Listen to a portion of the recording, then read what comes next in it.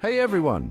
Did you know that the Floyd-Warshall algorithm can solve the all pairs shortest path problem with a time complexity of just O(n) cubed? That's pretty impressive when you compare it to other algorithms like Dijkstra's, which can only handle one pair at a time. Stick around because we're diving into how this algorithm works and why it's so efficient. So let's kick things off by talking about the Floyd-Warshall algorithm itself.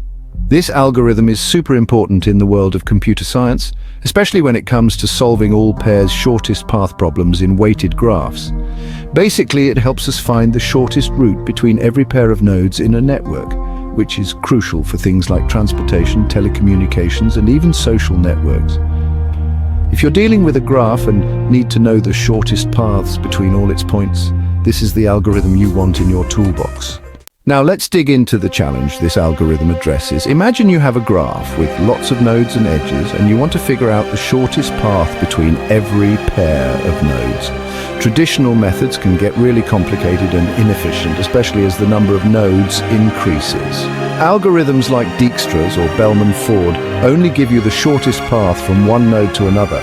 So if you want to find paths for multiple pairs, you have to run them multiple times. This can lead to a big computational mess, right? That's where the Floyd-Warshall algorithm swoops in to save the day. Alright, so how does the Floyd-Warshall algorithm actually work? Let's break it down step by step. First off, it uses a dynamic programming approach. You start by creating a distance matrix that holds the shortest known distance between every pair of nodes. Initially, this matrix is filled with direct distances from the graph, and if there's no direct path, you fill it with infinity. The magic happens as the algorithm iterates through each node, updating the matrix by checking if a path through another node is shorter than the current known distance. You repeat this process for all nodes, and by the end, you have the shortest paths between every pair. The time complexity is O(n) cubed, which means it scales pretty well compared to other methods. Now, let's talk about a real-world application to really showcase the power of the Floyd-Warshall algorithm. Imagine a ride-sharing app that needs to determine the shortest routes for all possible pairs of pick-up and drop-off locations.